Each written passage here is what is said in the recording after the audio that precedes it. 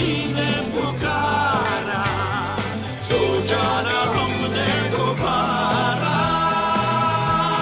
पाकिस्तान जिंदाबाद, जिंदाबाद।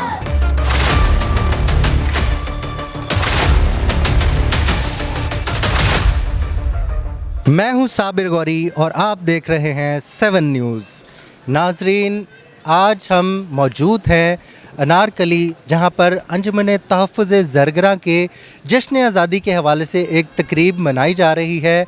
आज हम आपको दिखाएंगे कि अंजुमन तहफ़्फ़ुज़ ज़रगरा किस तरह से जश्न आज़ादी की इस तकरीब को मनाती है, यहाँ पर क्या क्या गुफ्तगू होती है, क्या क्या एहतमाम किया गया है, ये हम सब कुछ आपको दिखाएंगे और बात भी करेंगे अंजुमन तहफ़्फ़ुज़ ज़रगरा के जो ओहदेदारान हैं उनसे कि उनका जश्न आज़ादी के मौके पर अपनी कौम के लिए और पाक फ़ौज के लिए क्या अज़्म है।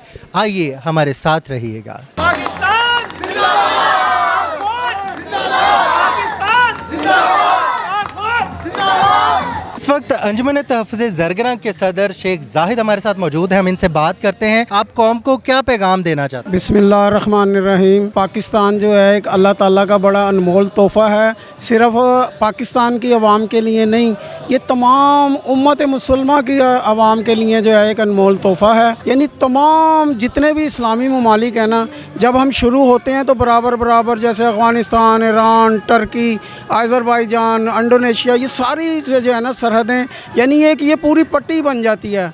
आप ये देखें 57 इस्लामी मुल्क हैं, लेकिन अल्लाह ने जो मुकाम पाकिस्तान को दिया है। अब हम बात करेंगे अंजुमन तहफ़्फ़ुज़ ज़रगरा के जॉइंट सेक्रेटरी अतीक साहब से। जी अतीक साहब, बड़े अच्छे तरीके से जश्न आज़ादी की तकरीब मनाई गई, क्या पैगाम देंगे आप? तमाम मुल्क को जश्न आज़ादी की मुबारकबाद पेश करता हूँ। उसके बाद अपने पूरे पैनल को, और एक कामयाब हमने यहाँ पे उसका इनकाद किया है तकरीब का, पूरी तरीके से हम पाक फ़ौज को भी सलाम पेश करते हैं और पूरे मुल्क को जश्न आज़ादी मुबारक हो। ऐसी ज़मीं और आसमां, इनके सिवा जाना कहाँ, बढ़ती रहे ये रोशनी, चलता रहे ये कारवां, दिल दिल पाकिस्तान। जी नाज़रीन, आपने देखा अंजुमन तहफ़्फ़ुज़ ज़रगरा के प्रोग्राम में पाक फ़ौज को खिराज तहसीन पेश किया गया मार्का हक़ पर।